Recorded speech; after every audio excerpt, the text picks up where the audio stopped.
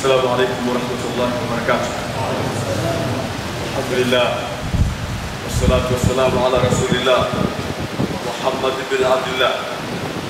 وبعد, mimi kwa kweli kwanza nimefurahi sana kwa khutba ambayo imekwenda na tukio. Kuja kusali hapa ikiwa ni pamoja na kuja kuhudhuria ndoa itakayokuwa imefungwa baada ya Juma.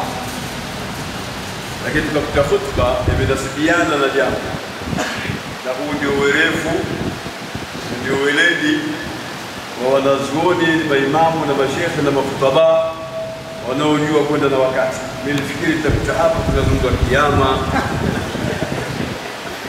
nimekuta kuzungumza khutba ambayo inanasibiana hasa na tukio lenyewe. Kwa kuwa kumezungumzwa sana na yale ambayo yamezungumzwa na khatibu yalikuwa yamekusanya kila jambo kiasi cha kwamba kulikuwa hakuna haja ya kusema jambo lolote. Lakini kwa kuwa jambo la kheri, tumeona kijana wetu Sheikh Kishki naye aseme kidogo. Tunamwombea Mungu, amezungumza mambo vizuri na ameweza kutongoa. Na mimi niguse kidogo tu katika aya aliyoitaja khatibu inayosema wa min ayatihi an khalaqa lakum min anfusikum azwaja litaskunu ilayha wa ja'ala bainakum mawaddatan wa rahma inna fi dhalika la ayatin liqaumin yatafakkarun. Hii ni aya 20 katika surati Rum. Hizi aya zimefululiza 6 zinazosema wa min ayati, ziko 6. Juu ya hii kuna aya ya kuzungumzia umbile la mwanadamu. Anakumbusha mwanadamu katika kumjua Mungu aliangalia umbile lake. Kisha chini yake kwenye aya ya 20 baada ya hiyo ya 19 iliyoanza ndio aya hii yenye kuzungumza katika jumla ya ishara na alama za kumjua Mungu ni jambo hili la ndoa. Nataka hapa Waislamu muone maajabu ya Mwenyezi Mungu Subhanahu wa Ta'ala. Na baada ya aya hii ikaja aya nyingine inaelezea masuala ya umbile, kuumba mbingu na ardhi. Ikaendelea aya mpaka tukazungumza na usingizi. Ni katika jumla ya aya, ni katika jumla ya ishara na alama za kumjua Mwenyezi Mungu Subhanahu wa Ta'ala, mpaka mwisho wa aya ya 25. Kihesabu utakuta ni aya 6, aya 19, ya 20, ya 21, ya 22, ya 23, ya 24, ya 25, unapata aya 6. Zote zinasema wa min ayati, na katika jumla ya ishara za kumjua Mungu kwamba yuko na anastahili peke yake kuabudiwa bila kushirikishwa na kitu, na kwamba kwa ajili ya hilo anataka kulizungumza Mwenyezi Mungu, watu walitupie macho kwa kulifikiri ili wamjue Mungu kupitia hilo. Moja katika hayo ni hii aya 20, wa min ayati an khalaqa lakum min anfusikum azwaja.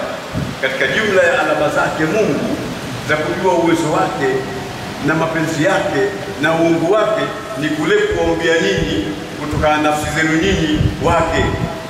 Yani Mwenyezi Mungu Subhanahu wa Ta'ala amezungumza jambo kubwa la umbile la binadamu.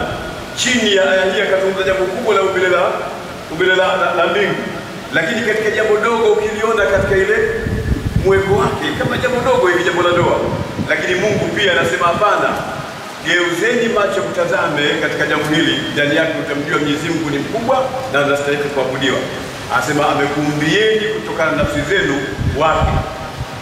Mwenyezi Mungu Subhanahu wa Ta'ala ametumbia wake kutokana na nafsi wenyewe, na hili tunamshukuru Mwenyezi Mungu Subhanahu wa Ta'ala, na wote tuseme alhamdulillah.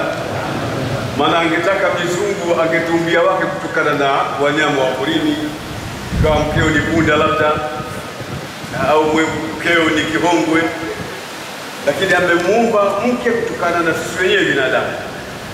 Kisha akajalia waja'ala bainakum mawadda litaskunu ilayha, ili mpate kutulizana kwao.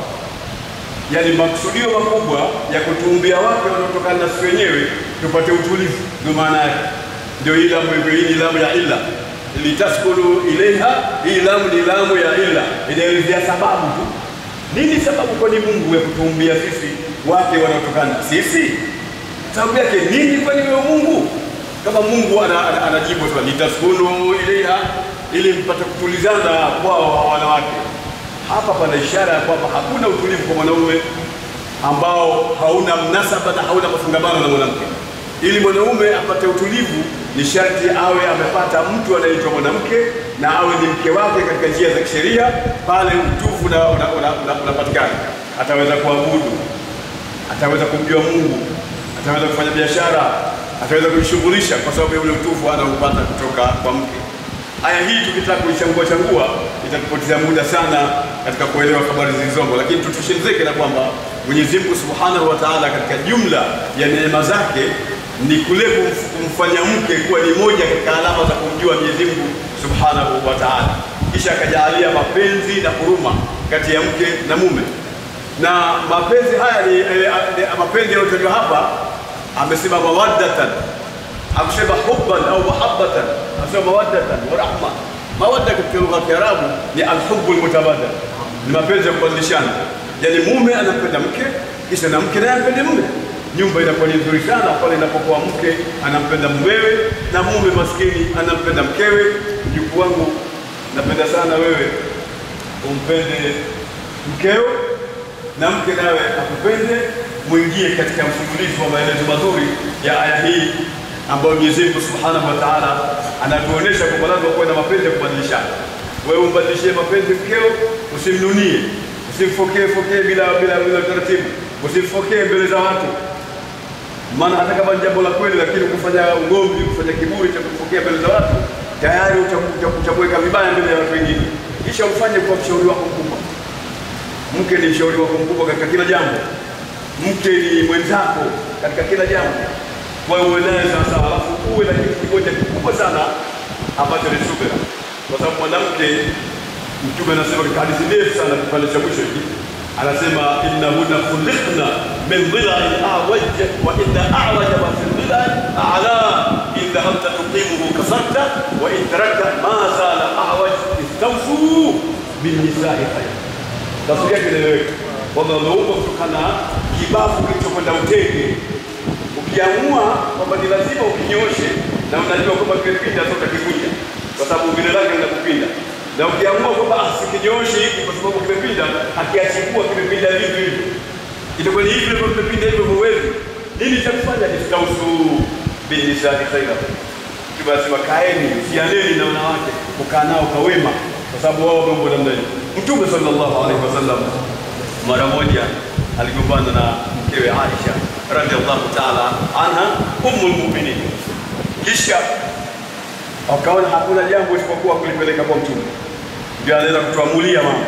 Na wewe pia ukitokea tafrani au conflict ya aina yoyote baina yako na baina ya mkeo, kwanza rejea kwa wazee wako, watatengeneza mambo yatakaa vizuri. Kwa hiyo Sayyidina Abubakar akafuatwa na Mtume akiwa na mkewe Mama Aisha. Walipofika akaeleza Mtume sallallahu alaihi wasallam kile ambacho kimewapeleka pale, lakini kabla hajamaliza maelezo yake, Mama Aisha akamwambia Mtume sallallahu alaihi wasallam, usizungumze isipokuwa jambo la kweli, jambo la haki. La taqulu illa haqqan, usiseme wewe Muhammad isipokuwa jambo la kweli.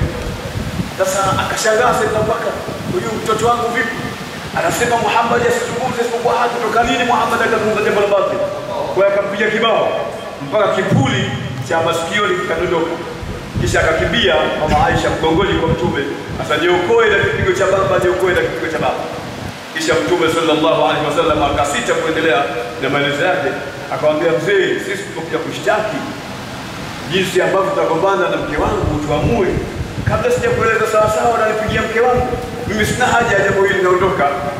Kwa sababu kachukua mke wake akaenda naye. Lakini ingekuwa kama sisi namna hiyo, na kama mtu anapigwa namna hiyo, mpige sana hanasikii, mkungute hasa atashika damu na hasikii. Lakini kwa sababu kachukua mkewe akaenda naye. Kwa hiyo hayo ndio mapenzi ya kubadilishana. Wallahu waliyu tawfiq. Wassalamu alaykum wa rahmatullahi wa barakatuh. Mufti wa Tanzania